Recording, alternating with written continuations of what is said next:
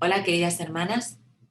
Estoy muy contenta de poder estar con vosotras, aunque con un océano de por medio, pero tenemos en común un Dios que es todo en nuestra vida, un Dios que nos da un mensaje, una esperanza, un sentido, un propósito, y en Él nos movemos y somos, como dice la Biblia. En Él existimos y nos movemos y somos. Y es ese Dios al que adoramos hoy, y espero que en cada momento de nuestra vida, es ese Dios el que nos une. Por eso estoy muy contenta de esta invitación. Le quiero agradecer a Ángela por esta invitación y también por lo que Ángela está haciendo. Ella me contaba que habéis estado 40 días orando.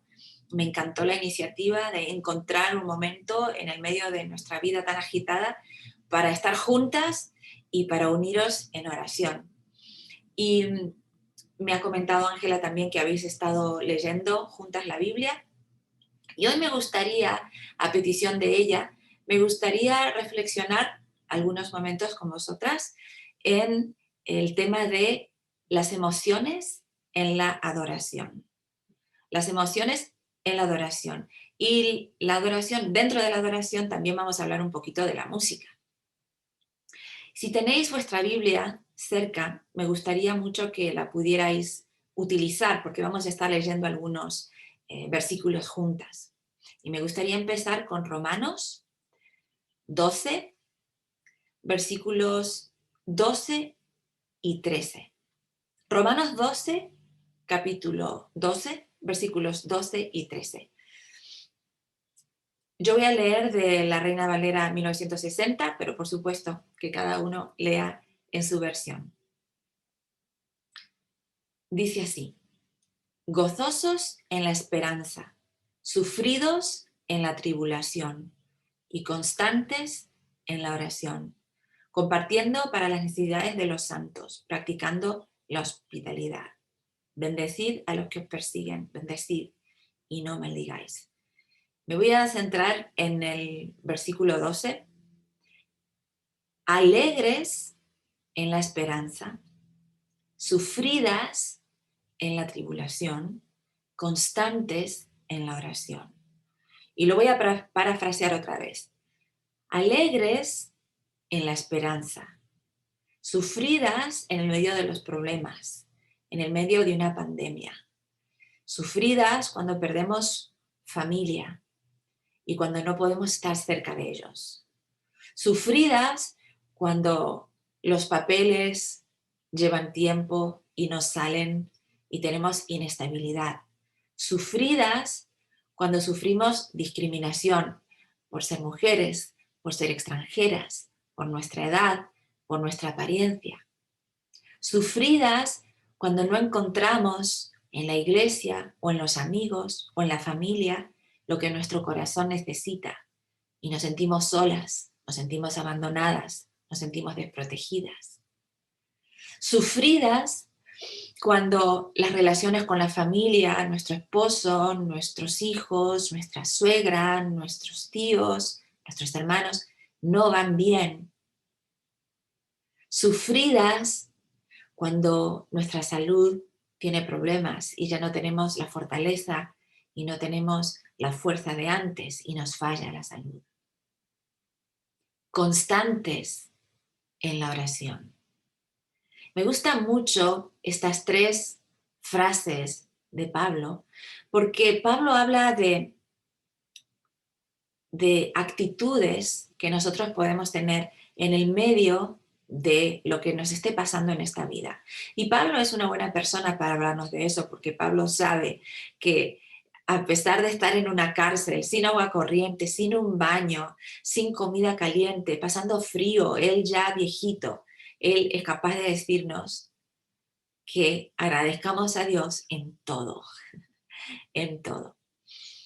Y me gustaría centrarnos en estos versículos porque Pablo nos da una fórmula que creo que es muy importante para nosotras. Alegres en la esperanza, sabiendo que lo que le estamos viviendo ahora no es el final de la historia.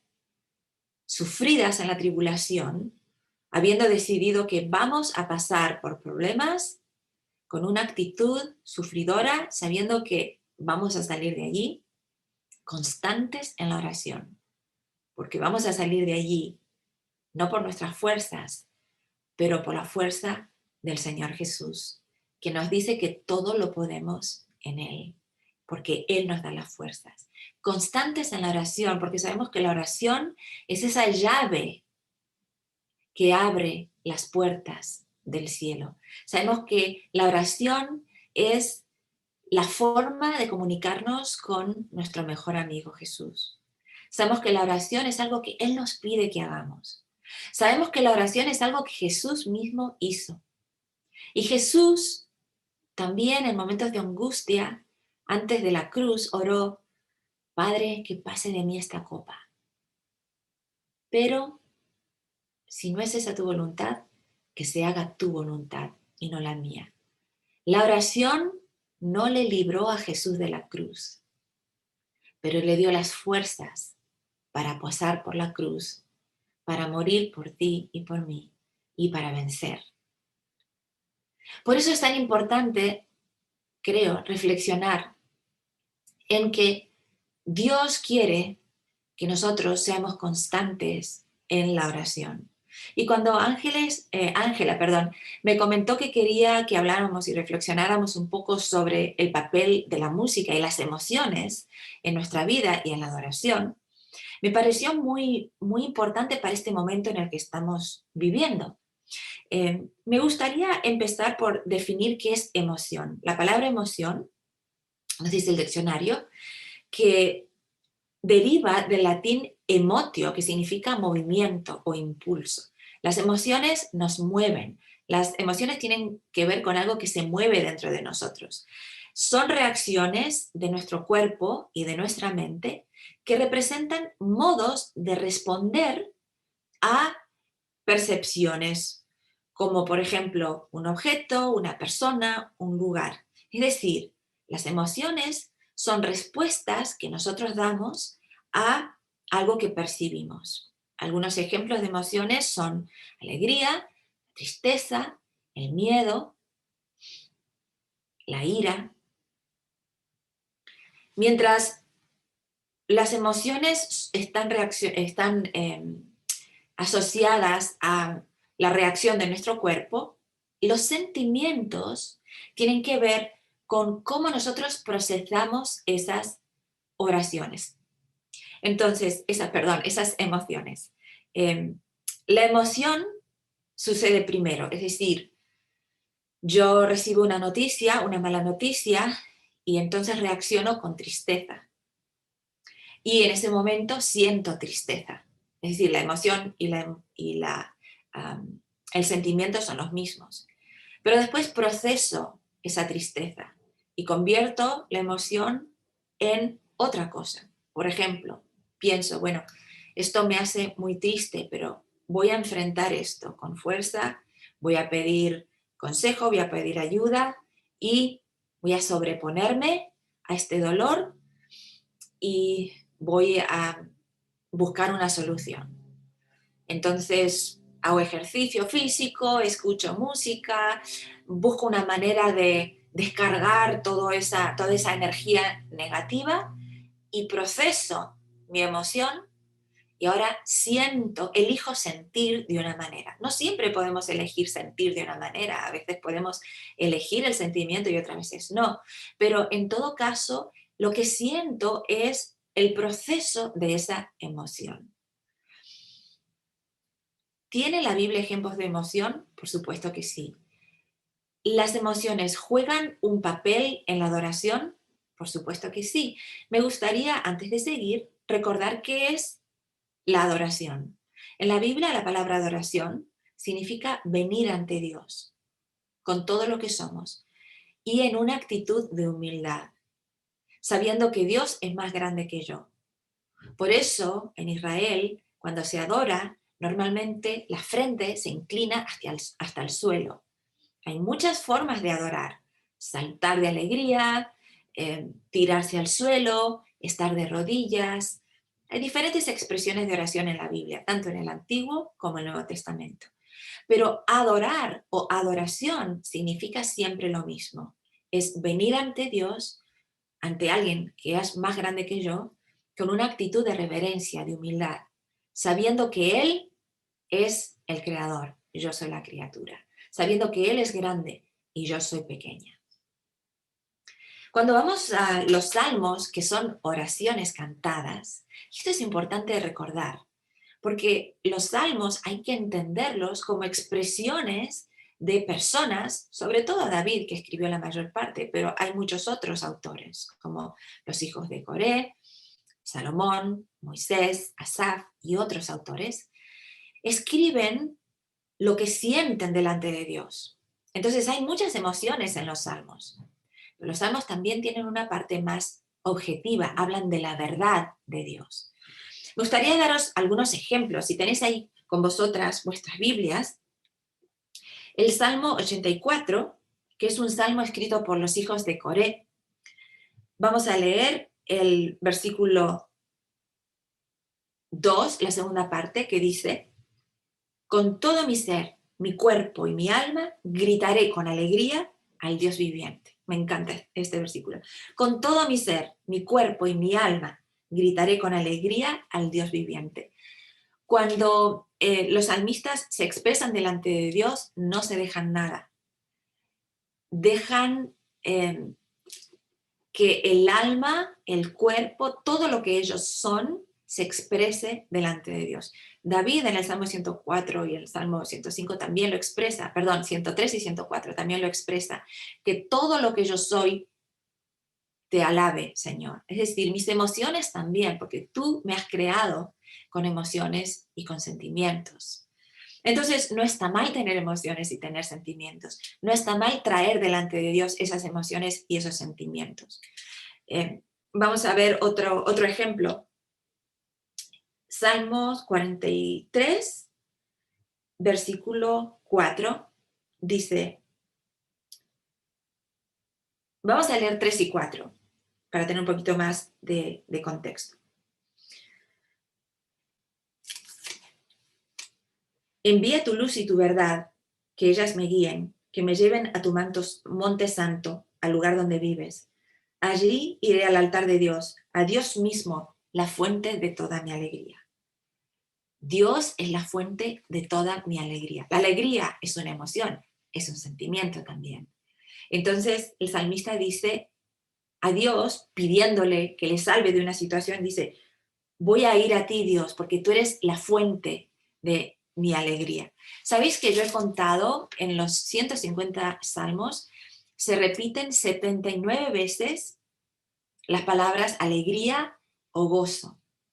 Y es muy bonito porque de todas las emociones que los salmistas expresan en la Biblia, en sus salmos, la alegría es la que más se repite. Y me encanta esto, porque me encanta que ellos nos enseñan que cuando venimos ante Dios, lo que prima, lo que abunda más es la alegría, porque Dios es buena noticia, porque Dios es fiesta en nuestro corazón, porque Dios es esperanza, porque Dios es lo positivo.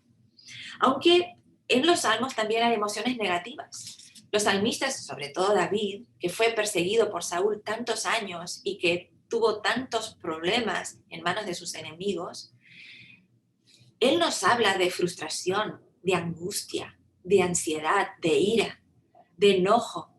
Nos habla de todas estas emociones negativas y se las lleva a Dios también.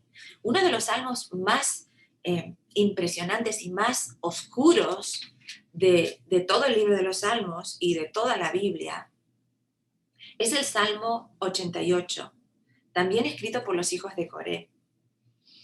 Hay algunos eruditos bíblicos que dicen que Jesús, el jueves por la noche, cuando fue juzgado injustamente y pasó la noche en la casa del sumo sacerdote de Caifás, donde se han descubierto, los descubrimientos arqueológicos nos muestran que en la casa del sumo sacerdote había un hueco, una fosa dentro de la roca, y ahí es donde pasaban la noche los presos que todavía no habían sido juzgados por Roma.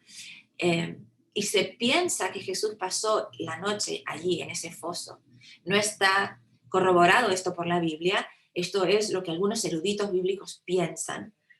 Y ellos piensan que Jesús esa noche recitó el Salmo 88 y que de alguna manera este salmo es profético, hablando de cómo Jesús se sintió en esa noche en la que sabía que de allí iba a ir a un juicio injusto y a la cruz. Y es un salmo tremendo, ¿no? Voy a leer solamente un versículo. Bueno, déjame leer 3 versículos. Salmos 88, 13 al 15. Oh Señor, a ti clamo, seguiré rogando día tras día. Oh Señor, ¿por qué me rechazas? ¿Por qué escondes tu rostro de mí? Desde mi juventud estoy enfermo y al borde de la muerte. Me encuentro indefenso y desesperado ante tus terrores. Voy a seguir. Tu ira feroz me ha abrumado, tus terrores me paralizaron. Todo el día se arremolinan como las aguas de una inundación y me han cercado por completo. Me has quitado a mis compañeros y a mis seres queridos. La oscuridad es mi mejor amiga. Es terrible este salmo. Nos habla de la oscuridad en el alma de una persona, de sentimientos y emociones como depresión, tristeza profunda, una manera de sentir que no deja ver la luz. La oscuridad es mi mejor amiga, dice el autor. Pero se lo dice a Dios también, no se lo queda, se lo dice a Dios también. Y esto me parece importante que lo recordemos. Dios no es un Dios que no escuche nuestras emociones. Dios es un Dios que se hizo carne y lloró cuando perdió a un amigo, como Lázaro. Dios es un Dios que entiende nuestras emociones. Pero eso no quiere decir que nuestra adoración tiene que estar basada en nuestras emociones. Nuestra adoración, como dice, y ahora vamos a volver a Romanos 12, como dice Pablo en Romanos 12, nuestra adoración no está solamente basada en nuestras emociones, sino que es un sacrificio de todo nuestro cuerpo y de toda nuestra mente, de todo lo que somos. ¿Y por qué digo sacrificio? Porque adoración también es sacrificar. Es decir, en el Antiguo Testamento vemos como el plan que Dios trazó para adorar, para que los israelitas adoraran, implicaba un sacrificio, el sacrificio de su hijo, ¿verdad? A través de ese cordero que moría. Pero también era un sacrificio para los israelitas traer un animal. La adoración, que es entregarse a Dios, que es venir a Dios con un espíritu totalmente rendido a Él y con un espíritu humilde, implica también el sacrificio de nuestro yo, para dejar que Dios nos llene por completo y que haga su voluntad en nosotros. Y hablando de eso, Pablo en Romanos dice, Romanos 12, 1.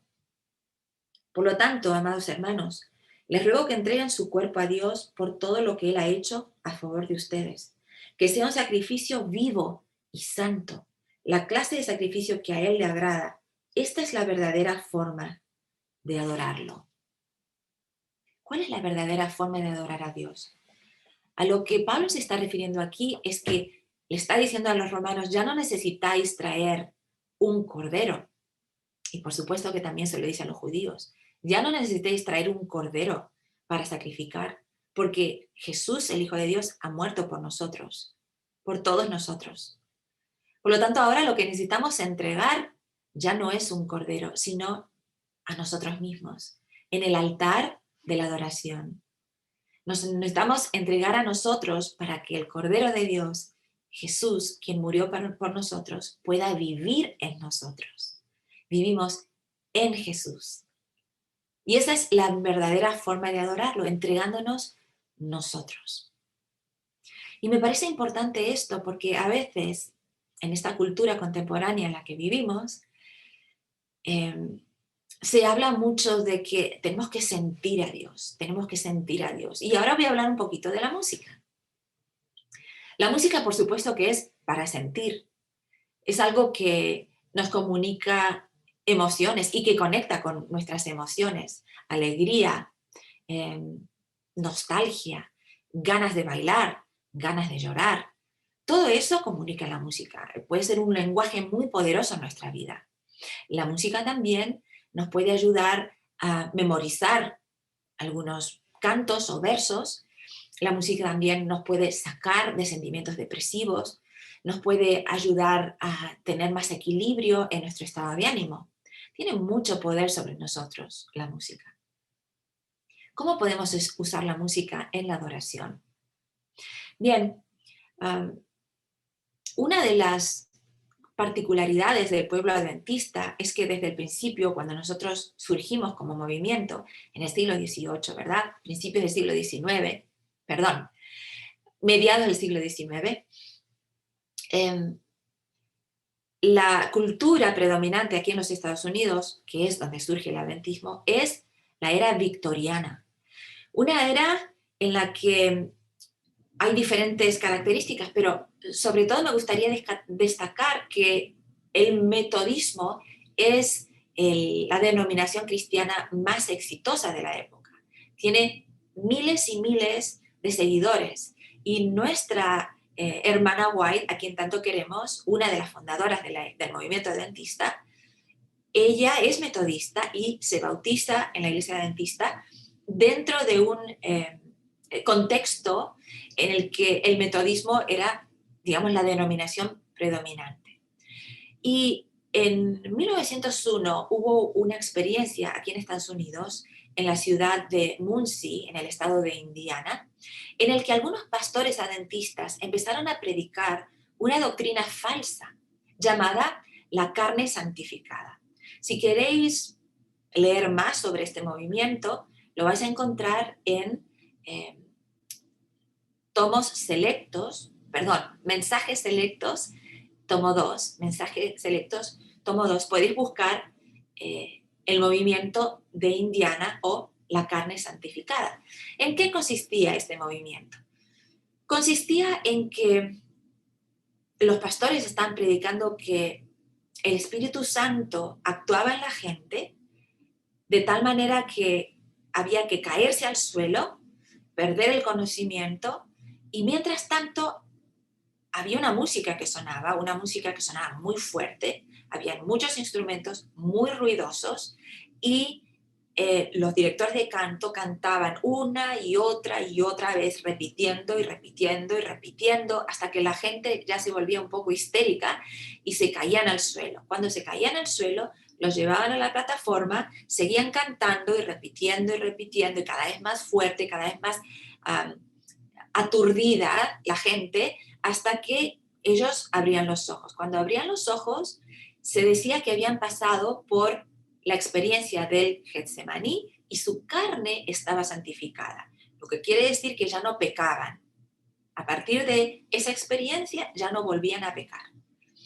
Evidentemente esta doctrina era falsa, no es una doctrina bíblica. Y la hermana White, cuando pasa esto aquí en los Estados Unidos, ella está en Australia, no está en Estados Unidos. Y desde Australia ella escribe y dice, el Señor me ha mostrado que estas mismas cosas que han ocurrido volverían a ocurrir. Y hay que tener cuidado con las emociones, tantas emociones en la adoración, que no estamos predicando la verdad bíblica, tal y como aparece en la Biblia. Ella dice, no estamos predicando la sana doctrina, estamos predicando una doctrina que es falsa.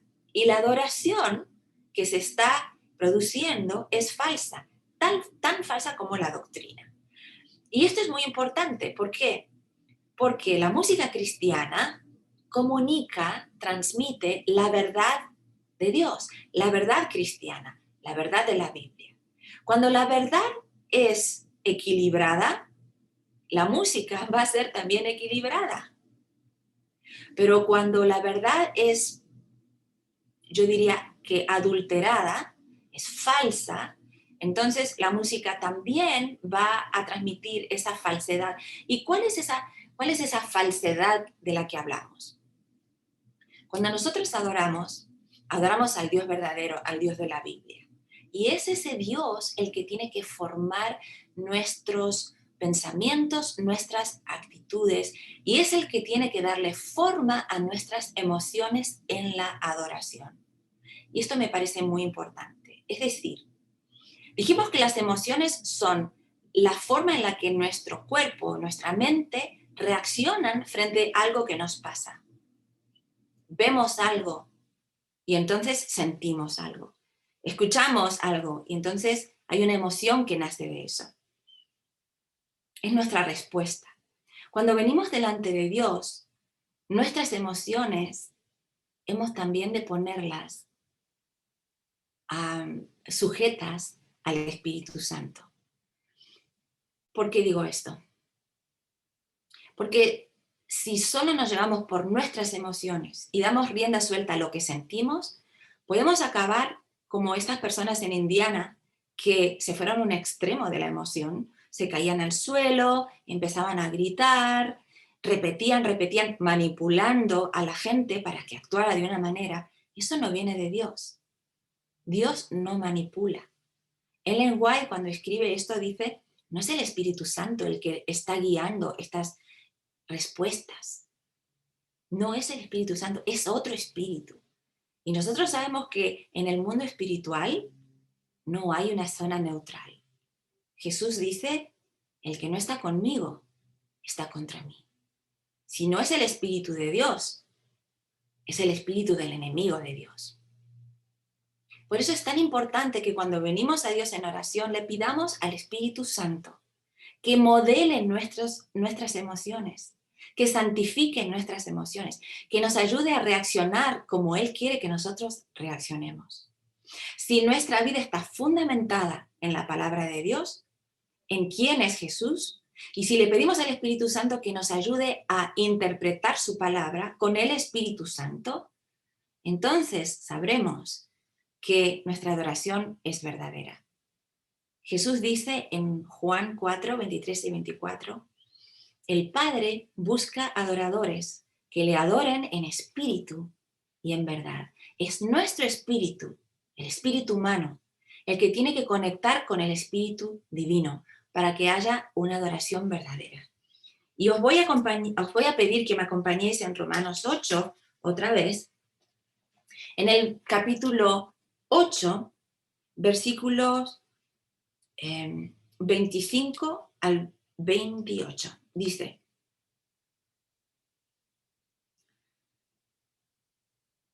Romanos 8, 26 al 28. El Espíritu Santo nos ayuda en nuestra debilidad.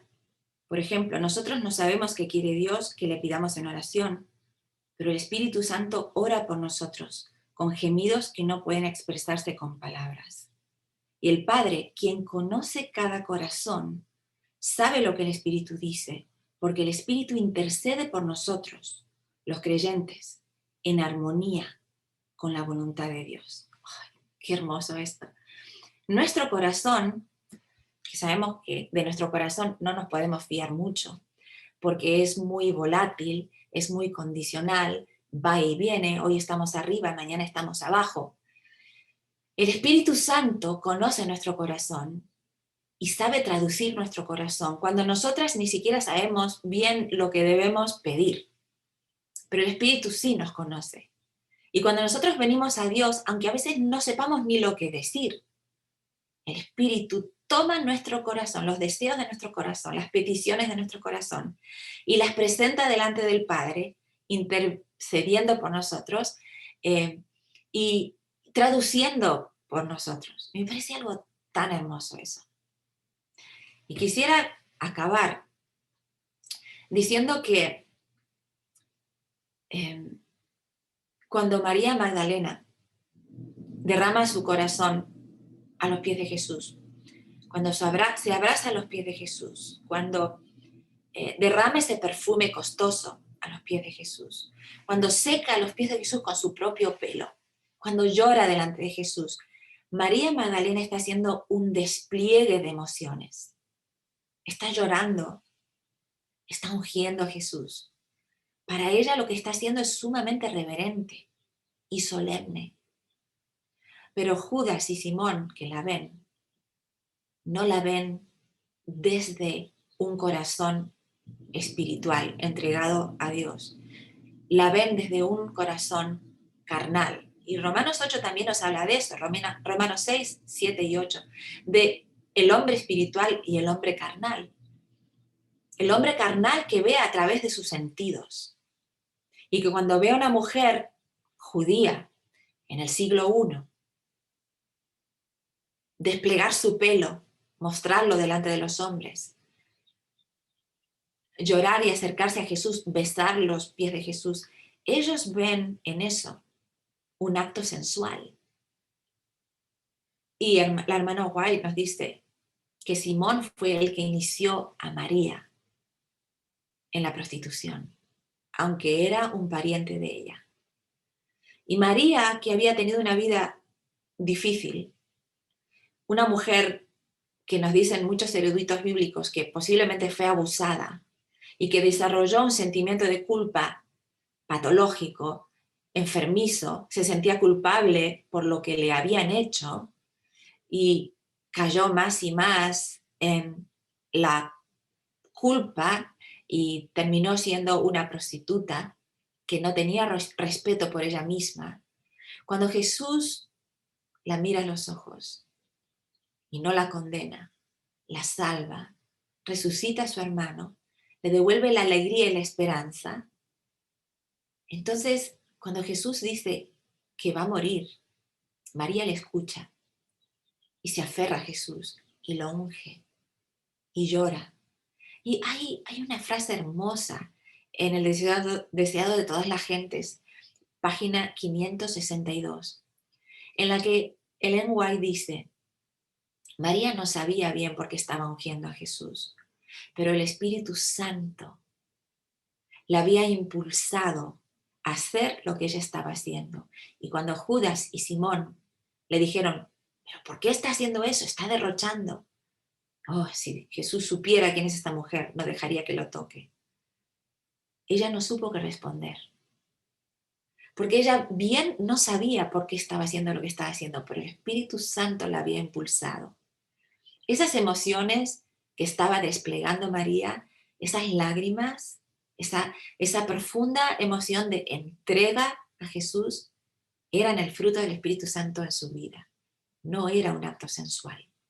Ellos lo vieron sensual porque ellos estaban llenos de pecado, pero no María. María estaba entregada a Jesús. Y me parece hermoso que el Espíritu Santo formó, le dio una forma, un significado y un propósito a las emociones de María. María no estaba llorando porque era una sensible o porque las hormonas le habían jugado una mala pasada. María estaba llorando porque ella había encontrado en Jesús a su Salvador. Entonces, para terminar, 2 puntos. Primero, la música que te ayude a orar, la música que te ayude a entregarte a Dios, la música que traduzca tu corazón delante de Dios, esa es la música buena para adorar.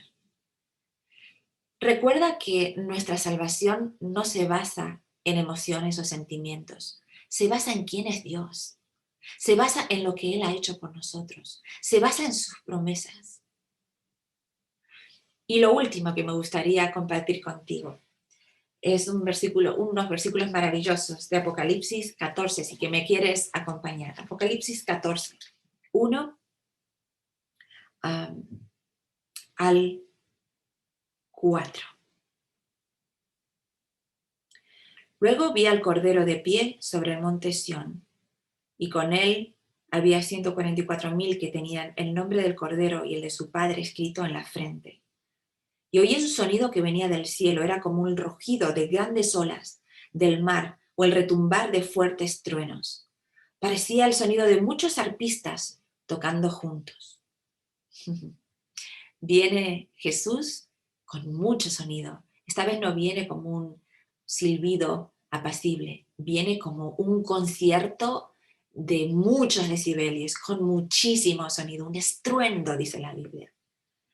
Ese gran coro entonaba un nuevo canto maravilloso delante del trono de Dios y delante de los 4 seres vivientes y los 24 ancianos. Nadie podía aprender ese canto, aparte de los 144,000 que habían sido rescatados de la tierra. Ellos se han mantenido tan puros como vírgenes y son los que siguen al Cordero donde quiera que va. Han sido comprados de entre los pueblos de la tierra como ofrenda especial para Dios y para el Cordero. Este canto que están cantando en el cielo y que aquellos que han sido salvados y redimidos, es un canto que van a cantar, pero nadie lo puede aprender sino solamente los que, como María, han aprendido a aferrarse a los pies de Jesús, el Cordero de Dios que quita el pecado del mundo, mirarlo a los ojos, emocionarse junto a Él y decir, tú eres el Dios que me ha salvado y tú eres mi canción.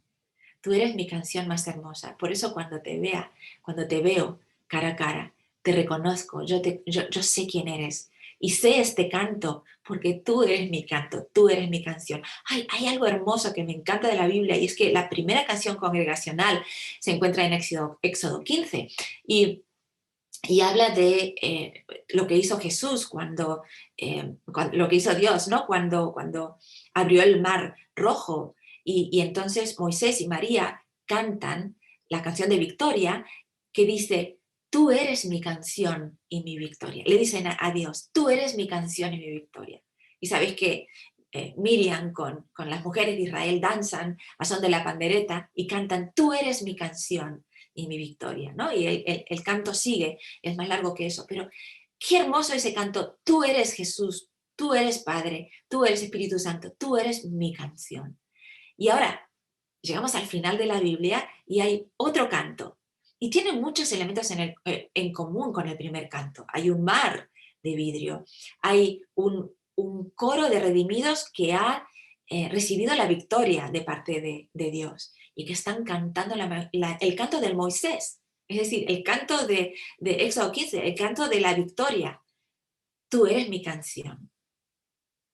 Y entonces en Apocalipsis se nos dice, nadie puede aprender esta canción, solamente los que han seguido a el Cordero, porque Él es nuestra canción. Y cuando lo veamos, no empezaremos a hablar, empezaremos a cantar. Es como que hay una canción ahí dentro nuestra que se ha ido desarrollando, que ha ido creciendo dentro de nosotras toda nuestra vida. Y cuando vemos a Jesús, sale esa canción, se desenreda esa canción, explota esa canción dentro de nuestro corazón y le decimos, yo sé quién eres, por eso puedo cantar esta canción. Tú eres el Cordero, el único digno de gloria y adoración. Y se me ha ido el tiempo, tengo que terminar aquí. Pero ojalá que puedas cantar esta canción, la canción de quién es Jesús en nuestra vida, cada día, practicarla cada día, porque el día del concierto final, que va a ser el día de la venida de Jesús, yo quiero verte en ese coro y yo quiero estar en ese coro, para que juntas, de la mano, podamos mirar a Jesús cara a cara y decirle, yo sé quién eres, tú eres mi Salvador, tú eres mi canción y tú me das la victoria.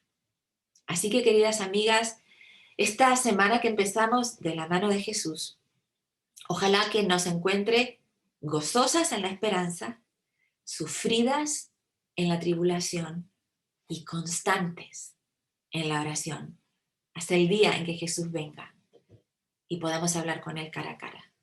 Que Dios os bendiga mucho. Amén.